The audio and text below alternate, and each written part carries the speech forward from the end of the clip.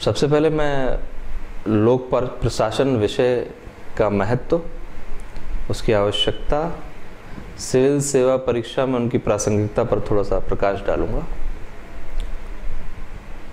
UPSC जो exam civil services को लेकर कंडक्ट कराती है, उस एग्ज़ाम में यूपीएससी की मंशा ऐसी है, वो ऐसे प्रशासकों की तलाश में है जिनको प्रशासन को लेकर के, समाज को लेकर के जिनके अंदर संवेदनाएं हैं, फीलिंग्स हैं, सेंसिटिविटी है।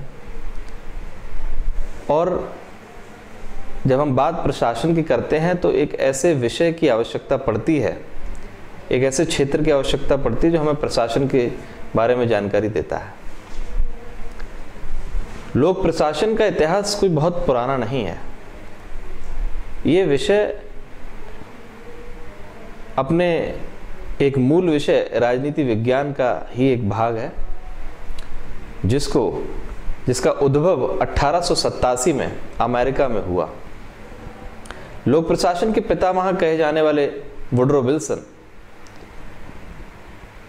जो कि संयुक्त राज्य अमेरिका के राष्ट्रपति भी रहे, काफी संवेदनशील थे इस मुद्दे को लेकर के कि राजनीति और प्रशासन को अलग अलग किया जाए। उनका मानना यह था कि नीतियों को बनाना एक अलग बात है और नीतियों को लागू करना एक अलग काम है। वो ये मत रखते थे कि नीति बनाने वाले लोग, राजनेता अलग हों और नीतियों को लागू करने वाले नौकरशाह अलग हों। अर्थात राजनीति और प्रशासन के द्विभाजन की बात उन्होंने कही।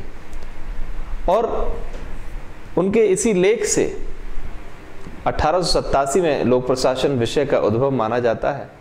और 1887 से लेकर के अभी तक का समय अगर हम देखें तो लगभग हमने 125 साल पूरे किए हैं इस विषय को लेकर के। तो ये विषय अभी एक शोध का मुद्दा है।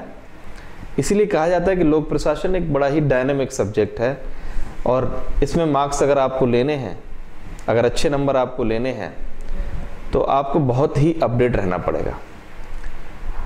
अपडेट का मेरा तात्पर्य यह है कि आपको अखबारों से, राष्ट्रीय और अंतर्राष्ट्रीय जो घटनाएं हो रही हैं उनसे, प्रशासन के ज्वलंत मुद्दों से, सामाजिक मुद्दों से, इन सब से लगातार आपको रूबरू होना पड़ेगा और आपको सेंसिटिव रहना पड़ेगा इन मुद्दों को लेकर के। लोक प्रशासन विषय